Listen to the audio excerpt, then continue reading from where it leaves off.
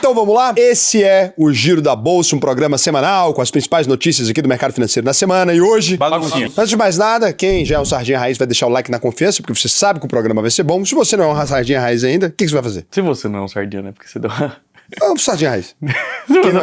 Vai fazer o quê? Não, vai segurar a sua mãozinha se o vídeo te agregar, te trouxer algum conhecimento que você não tinha. Hoje o programa tá sensacional. A gente começa aqui com o nosso não mais combalido índice Bovespa, subindo 2,03%, batendo o recorde de toda a história, 145.865,11 pontos. É claro que olhando em dólar, não estamos muito longe ainda daquele movimento lá dos idos de 2007, né? Ainda falta muito, ainda estamos com a queda aí de 68% em relação àquele período, o quanto nós já fomos eficientes aqui nesse programa. E o ETF AUVP11, que replica o índice de ações fundamentalistas aí, o IAFD, índice AUVP fundamentalista, crescendo 2,53% na semana, a R$ 104,34, mostrando que aqui ninguém tem medo de lei magnífico, não. É Magnitsky. Ninguém tem medo não. Ninguém tá lembrando mais. Uma hora dessa a gente vai tomar um susto e cair da cadeira. O Ibovespa, então, teve essa altazinha aí, e FIX 0,91% de alta, S&P 500 0,73% de alta, Nasdaq 1,49%, dólar quedazinha de 0,47%. O banco do André Esteves, BTG Pactual, já falou que tá enxergando o dólar em 4,60, mas eles também tava falando que tava enxergando em 6 e pouco daqui a pouco, né? Porque as previsões mudam. O dólar tem 3 funções, né? Moeda dos Estados Unidos, moeda de negócio mundial e fazer economista errar. Aqui a gente tem também o Bitcoin subindo 0,25% na semana e Ethereum, cadelinha eterna do Bitcoin, com 2,90% de queda. A gente teve aí uma semana super movimentada em Brasília, teve discussão de juros importantíssimo no Brasil e nos Estados Unidos. A gente vai falar disso tudo agorinha e dos impactos para o mercado financeiro. Mas a gente já começa aqui no assunto mais comentado no meio político, que foi o projeto da anistia para os presos do dia 8 de janeiro, que também pode beneficiar o ex-presidente da República, agora presidiário, Bolsonaro, e teve o regime de urgência aprovado pelo presidente da Câmara, numa reviravolta que pegou muita gente de surpresa. Na quarta-feira, dia de futebol, o projeto de urgência foi colocado em votação. Impressionantes 41 mil pessoas estavam assistindo a sessão ao vivo, 11 da noite, no canal da Câmara no YouTube, enquanto passava Palmeiras e River Plate pelas quartas de final da Libertadores. 40 mil pessoas, impressionante. Uma loucura, né? Mas, cara, precisa apaziguar o país, precisa sair logo essa anistia, né? O Bolsonaro, se for ficar preso também, ele pode conseguir uma casinha igual a do Collor. A gente sabe aqui como é que é a prisão com o STF considerar adequada para um político, né? É muito triste, né? Ver o jeito que estão tratando o ex-presidente Collor, né? Isso aqui é importante. O STF também não pode mudar de decisão, né? Se o Collor lá tá com Parkinson, o Bolsonaro todo aberto, ele tem direito, no mínimo, a uma cobertura ali equivalente, né? No Rio de Janeiro. Então, mas é um problema porque não tem praia em Brasília, né? Como é que vai fazer? Porque a cobertura do Collor é na frente da praia. Não, mas o Bolsonaro é carioca. Vai ter que se mover pro Rio de Janeiro, ficar ali tranquilo com a galera dele. Mas esse lance aí do Bolsonaro precisar de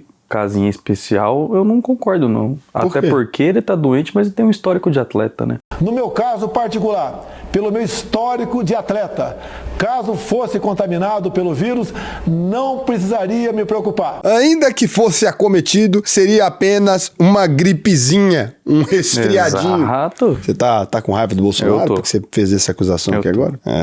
Levou pro coração. Ficou o climão aqui agora.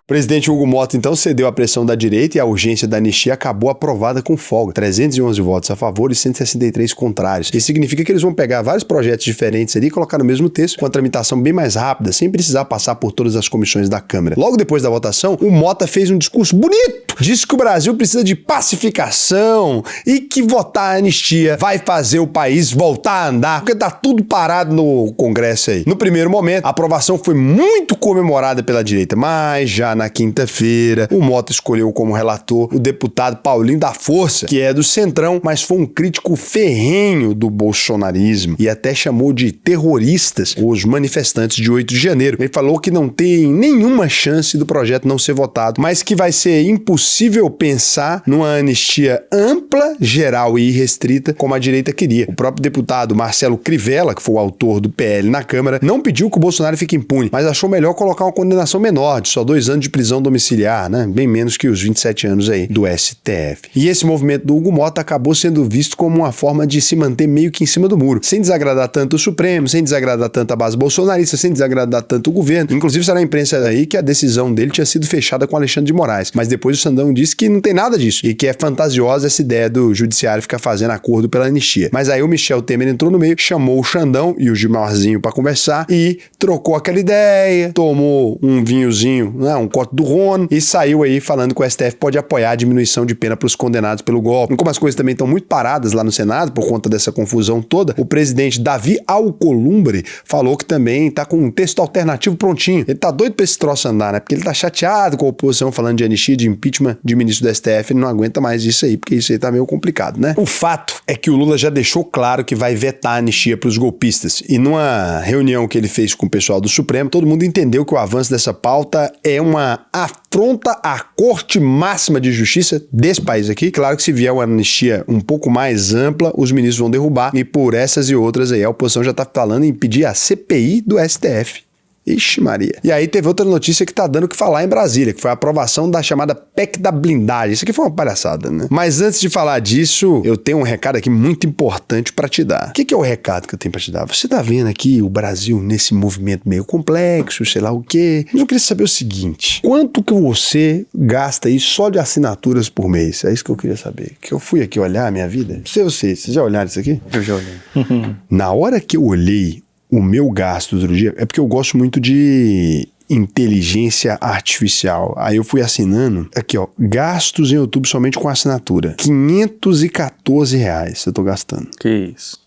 514. Que absurdo. Quanto que é o GPT? $20. Ainda bem que a firma paga. Eu ia falar agora. Obrigado ao VP. Cheguei a gastar 5 mil de assinaturas. Olha que loucura. Aí em setembro eu consegui reduzir pra 3 mil porque eu passei pra empresa as assinaturas que tava aqui no meu nome. Eu tinha assinado GPT por um monte de funcionário aqui e tinha deixado eu pagando. E aí eu só descobri por causa do aplicativo que tem lá na UVP, que é o Finanças Mais. Eu peguei aqui, descobri por causa do Finanças Mais e aí eu consegui fazer essa redução. Então se você ainda não é aluno da UVP, para além de tudo, você pode estar perdendo esse dinheiro aí, né? Então, se você quiser ter acesso ao Finanças Mais, se tornar aluno da UVP, é só entrar aqui, ó, auvp.com.br, que você vai descobrir. A gente categoriza todos os seus gastos pra você. Lógico, você precisa ativar o Open Finance, né? E dar seus dados pra gente. O que a gente vai fazer com seus dados? Nada, porque a gente não vende consórcio, não vende financiamento, não vende nada, né? Então, a gente vai simplesmente te dar isso aí mesmo. É porque a gente precisa pegar dos outros bancos. Você que é aluno da UVP, é só baixar o aplicativo do banco, o aplicativo de banking, você faz o download e você já pode instalar. Coloca aqui o QR Código para os alunos, para eles já aprenderem. Vai para aula certinho. Mais maligno a ser feito com os dados é ver que o cliente está pagando mais caro em outro banco por alguma coisa e eu oferecer alguma coisa melhor. Isso a gente faz aqui. Isso a gente faz. É o pior que vai acontecer. Você vai economizar dinheiro. Voltando aqui, a gente teve outra derrota pra esquerda nessa semana, que foi a PEC da blindagem, aprovada em votação secreta, que foi uma palhaçada, sinceramente, na Câmara dos Deputados. A ideia proibiu o STF de receber processos criminais contra os deputados e senadores sem autorização prévia do próprio Congresso. Isso é um projeto muito polêmico, porque de um lado ele tenta impedir que os políticos fiquem na mão do Supremo e não consigam fiscalizar e punir eventuais excessos dos ministros, mas por outro lado isso também é muito perigoso, porque vai favorecer a impunidade dos nossos excrementíssimos parlamentares. Antes, mais de 200 processos foram barrados aí quando o STF não tinha a autonomia que tem hoje para julgar os políticos. E aí que a gente tem um cenário meio estranho, né? Com a direita defendendo a blindagem e a esquerda contra, mas a esquerda votou também a parte. Mas isso aqui é uma bandidagem, tá? O Caiado, que é o futuro presidente da República, já se posicionou com isso aí, falou, isso aqui é uma palhaçada, no meu mandato. Grande Caiado. Grande Caiado. Inclusive deu uma reportagem incrível ontem. Foi lá no Flow, não foi? Foi exatamente. Falou lá no Flow, assista a reportagem do Caiado. Brincadeira, não assiste não. Não sei porque eu tô fazendo divulgação do Caiado. Vê o Ratinho Júnior também. Bom demais também. Ratinho Júnior bom. É só pra dar aquela equilibrada. O Tarcísio disse que não é candidato, né? Decepcionando aí os compatriotas. E aí a esquerda deu uma bela sabonetada, né? Porque só no PT foram 12 deputados rebeldes que votaram a favor e isso causou uma crisezinha interna ali no partido. Mas a explicação do deputado Pedro Campos, do Partido Socialista Brasileiro, foi que os colegas votaram pela blindagem para barrar a anistia. Esse acordo acabou não sendo respeitado e a esquerda saiu derrotada nas duas decisões. A PEC aprovada pela Câmara não precisa de sanção presidencial, mas ainda vai ser votada pelo Senado. E lá o presidente, Davi Alcolumbre, já disse que ela vai passar normalmente pelas comissões. Ou seja, o texto ainda pode ser muito alterado e mesmo se for aprovado pode acabar derrubado no STF. Já teve ministro falando que isso não passa de uma tentativa de frear as investigações sobre emendas parlamentares. E coincidentemente, logo depois da aprovação da PEC, o ministro Flávio Dino deu 15 dias para a AGU e o TCU fecharem o cronograma para fiscalizar as chamadas emendas PIX. Seria o velho toma lá da cá aí. E o ministro Dias Toffoli deu prazo de 10 dias para a Câmara explicar como é que foi a tramitação da PEC da blindagem. Ele é relator de uma ação do Kim Kataguiri, tenta barrar o andamento da PEC no Congresso. processo aí. Enquanto isso,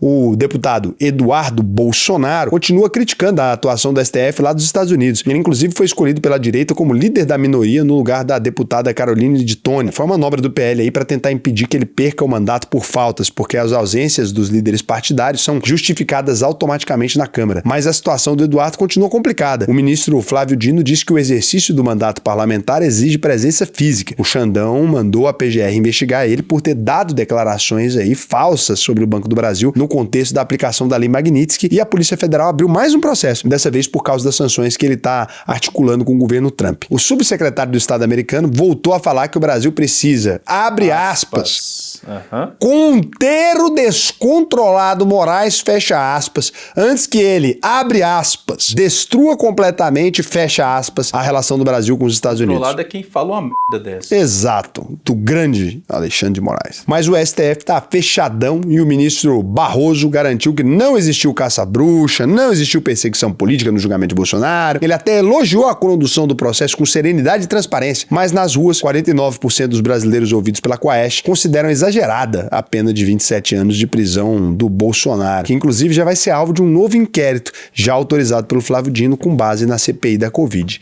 Ixi! Você tá percebendo que aos poucos o Dino tá dando um anti-Xandão assim? Parece que ele tá vindo, mas nunca terá o mesmo carisma. Não, isso não. O melhor passagem do Flávio Dino é aquela que o deputado fala pra ele que ele responde lá quantos processos que ele fez a pesquisa no Jus Brasil. Nossa, é muito bom aquilo ali. O senhor acabou de falar que não responde nenhum processo, no Jus Brasil diz que o senhor responde 277 processos. E a estas alturas, deputado, dizer com base no Juiz Brasil que eu respondo a 277 processos se insere mais ou menos no mesmo continente mental de quem acha que a Terra é plana.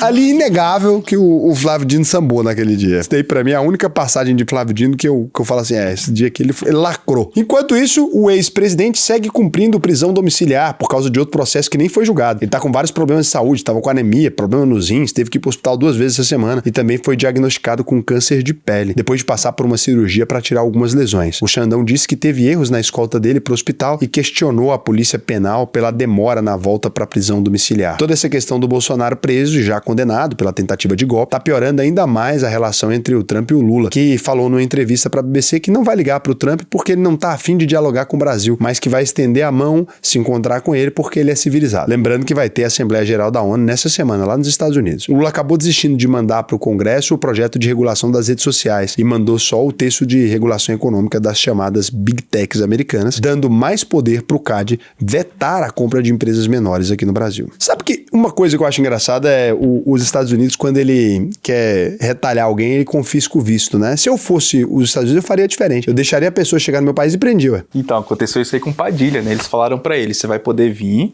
só que você tem um espaço limitado onde você vai poder andar. Ele pegou e falou, agora eu não quero mais ir também. Que ele ia participar da Assembleia da ONU, né? Perdi o interesse, não quero mais. Aí não vai participar. Não, o Padilha. Porque é uma coisa interessante, né? Se você tira o visto da pessoa, você não tem ela no seu território. Se eu quisesse prender alguém, a primeira coisa que eu faria era liberar um visto. Não, acho que ele ficou nesse cagaço, na real. De chegar lá e ser detido, alguma coisa assim. E por falar em empresas brasileiras, a gente teve muita movimentação em torno das tarifas do Trump nessa semana. Um grupo de senadores americanos está tentando derrubar as taxas impostas sobre as exportações brasileiras, mas enquanto isso não acontece, pelo menos 4 mil pessoas já foram demitidas só no setor madeireiro, com as vendas para os Estados Unidos caindo até 50% em alguns produtos. Em setembro entrou o grosso mesmo. O mesmo está acontecendo no setor de calçados, com mais de 70% das empresas perdendo faturamento. As exportações de café especial e café solúvel também despencaram. E só no segmento de carne bovina, o Brasil está conseguindo realocar uma parte dos embarques que estão deixando de ir para o mercado americano e os produtores esperam até um crescimento de 14% nesse ano. O ministro Fernando Andrade fez mais críticas contra o tarifácio. Disse que não dá para usar a economia como um mecanismo de guerra ideológica. Eu concordo, isso aqui é verdade. Apesar de tudo isso, nosso Ibovespa está indo muito bem, puxado principalmente pelas compras dos investidores estrangeiros. Fiz um vídeo só sobre isso aqui. E mesmo com um volume financeiro muito fraco na bolsa, né, o menor em 6 anos, a gente teve um novo recorde nessa semana, com o índice passando de 146 mil pontos pela primeira vez. Muito bom. Isso significa que pelo menos 17 ações bateram máxima histórica nessa semana, algumas com mais de 50% de valorização em 2025. E o dólar continua caindo no mundo todo, não por competência do real, mas principalmente pelo cenário de queda dos juros nos Estados Unidos. Aqui no Brasil, o Comitê de Política Monetária do Banco Central manteve a Selic em 15% ao ano, o que faz o Brasil continuar como o segundo colocado no ranking dos maiores juros reais do mundo, 9,51%. O Copom deixou claro que o juro não deve voltar a subir, mas também adotou um tom mais duro sobre o controle monetário, deixando claro que esse patamar mais alto da Selic ainda vai se manter por um bom tempo. Corte mesmo a gente só deve ver lá para dezembro ou janeiro, né? E essa queda deve ser bem lenta ao longo de 2026. O Banco Central também continua preocupado com a inflação que deu uma trégua no mês passado, mas ainda muito acima da meta de 3% ao ano. E também o risco fiscal que saiu um pouco da mídia por causa da pauta política, mas que é um problemão aí para o Andrade resolver, principalmente considerando que tem eleições no ano que vem, o que faz todos os governos aumentarem os gastos públicos com o populismo. Inclusive a Câmara acabou de aprovar a medida provisória do Lula que zera a conta de luz também para famílias de baixa renda inscritas no CAD único, que passam a receber benefícios sociais como Bolsa Família, que está na mira do TCU. Como é que é a sigla para CAD único? Fica Cadu, né? Cadu é mais legal. Não, mas é CAD único, cadastro único. Ô, Raul, vamos de Cadu, porque respeita a audiência desse programa, por favor. Então, quem tá registrado no e recebe benefícios como vai ser um monte de pi. Bolsa Família, tá na mira do TCU aí, que também é quase também, principalmente por conta das falhas do governo no controle das fraudes. Do lado positivo, o desemprego continua em queda livre, mas tanto o governo quanto o mercado já estão projetando um crescimento menor para o Brasil em 2025, o que foi confirmado nessa semana pela prévia do PIB, que teve o terceiro mês seguido de tombo, com a retração de 0,5% em julho. Isso é muito ruim para o governo, porque o Lula está usando muito aquele discurso de crescimento do Brasil, mas segue com popularidade baixa, né? 51% de desaprovação e um longo caminho para tentar recuperar a simpatia da maioria dos eleitores. Mas nas pesquisas recentes aí, ele saiu ganhando de todo mundo no segundo turno, né? Uhum. Segundo turno ainda mostra que Fiz um outro vídeo também sobre o fato dele não estar morto ainda. O problema é que a Fazenda continua focada em cobrar mais impostos. A Receita lançou aí um super sistema para melhorar ainda mais a cobrança e acabar com a sonegação no Brasil. Inclusive, vai entrar por agora. Lá no Congresso, o Andrade está tentando até negociar a aprovação daquela MP que aumenta o imposto para fintechs e para bets. E nessa mesma MP, o governo pode ter que recuar e desistir da ideia de acabar com a isenção das LCIs e LCAs e debêntures incentivadas. Desiste. Olhando lá para fora, a gente também teve decisão de juros nos Estados Unidos. O Fed atendendo as expectativas aí, cortando a taxa em 0,25 ponto percentual depois de 9 meses para uma faixa entre 4% e 4,25% ao ano. O único voto vencido aí que queria fazer um corte maior foi o diretor, o Stephen Miran, que acabou de ser indicado pelo Trump. O Fed deu sinais de que pode fazer mais 2 cortes até o fim do ano e reduziu as projeções dos juros até 2027. E claro que isso foi muito bem recebido pelo mercado, com várias bolsas renovando então, essas máximas históricas no mundo todo, porque essa combinação inflação controlada de casa, juros menores, junto com o crescimento meteórico das empresas ligadas à inteligência artificial, está atraindo muito capital no mercado de ações. A Organização Mundial de Comércio está acreditando que as IAs podem aumentar em quase 40% o valor do comércio global até 2040. Mas é claro que se tem dinheiro e poder envolvido, vai ter muita confusão. A China está acusando a Nvidia de violar leis antitruste e chegou a proibir a compra de chips pelas empresas chinesas. O CEO da Nvidia ficou boladão,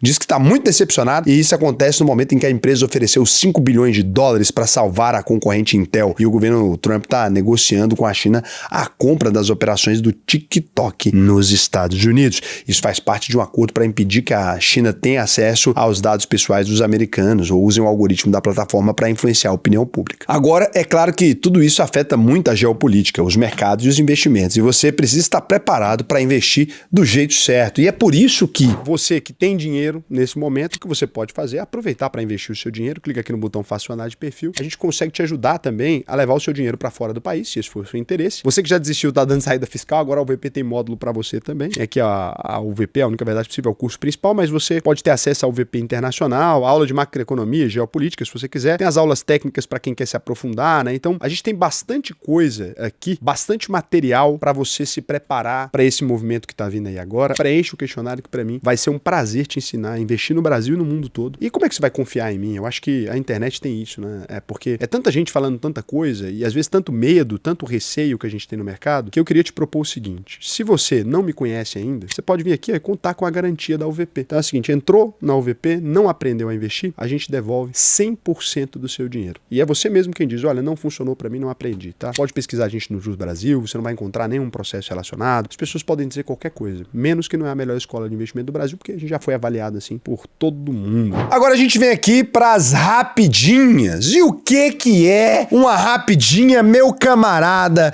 meu amigo, meu companheiro Cassimiro? A rapidinha é uma coisa excelente para se fazer em São Paulo. Quando um goiano vai para São Paulo, ele geralmente gosta de fazer uma rapidinha. De preferência, se for numa terça-feira, às 8 da noite. Que isso? Não é nada disso, não. Rapidinho é uma notícia que não tem nem relevância ao ponto de ganhar destaque, nem irrelevante ao ponto de ficar fora do programa aqui também, né? Eu não entendi isso que você quis dizer, não, Casimiro. Eu também não entendi esse tipo de baixaria, não. Principalmente considerando que ele vai estar em São Paulo na terça-feira às 8 da noite, né? Você tá prevendo seu próprio futuro? Eu estou prevendo meu próprio futuro. Detalhe, a gente pegou aqui ontem o relatório das mensagens do perfil do Cassimiro dentro da comunidade da UVP e a gente percebeu um salto. Normalmente ele trocava em média 4, 5 conversas com os alunos por ano. Casualmente, essa semana, a gente teve um incremento de 97 mensagens no único dia.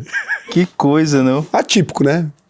Eu estou convidando as pessoas para o nosso lançamento. Você é aluna da UVP, você tem que ter determinada cautela com determinado tipo de gente que atua aqui dentro. Mas se quiser também saber quem é Casé também. E as ações do Banco do Brasil chegaram a subir mais de 3% depois do Citibank recomendar a compra dos papéis e o governo editar uma medida provisória que cria um grande programa de renegociação das dívidas rurais com recursos do BNDES. Mas depois as ações recuaram e fecharam a semana aí valendo R$ 21,62, né? 2,57% de queda. A Petrobras pretende voltar a distribuir gás de cozinha, GLP, 5 anos depois da venda da Liquigás. A estatal também iniciou as operações da maior turbina eólica em parceria com a WEG, instalada em um complexo eólico da Starcraft, na Bahia. A turbina tem 7 megawatts de potência, 220 metros de altura e pesa 1.800 toneladas. Petrobras, então, caiu 0,64% na semana a R$ 31,06. O presidente Lula escolheu um funcionário de carreira do Banco do Brasil para assumir a presidência dos Correios. A empresa teve o pior déficit entre as estatais em 2024 e teve um prejuízo de 4,3 bilhões. Põe mais taxa nas blusinhas, vai dar tudo certo. No primeiro semestre desse ano, forçando o governo a fazer um aporte bilionário para salvar as operações. Cara, que burrice. Que burrice. Meu Deus, cara. Por que só não deixou essas blusinhas sem a taxa mesmo? 4,1 bilhões, cara. O governo de Emmanuel Macron enfrenta uma forte onda de protestos na França, organizado pelos sindicatos aí contra o corte de gastos e outras medidas de austeridade fiscal. Pelo menos 140 manifestantes foram presos até a última sexta-feira. O Macron levou também uma mãozada na cara de sua esposa,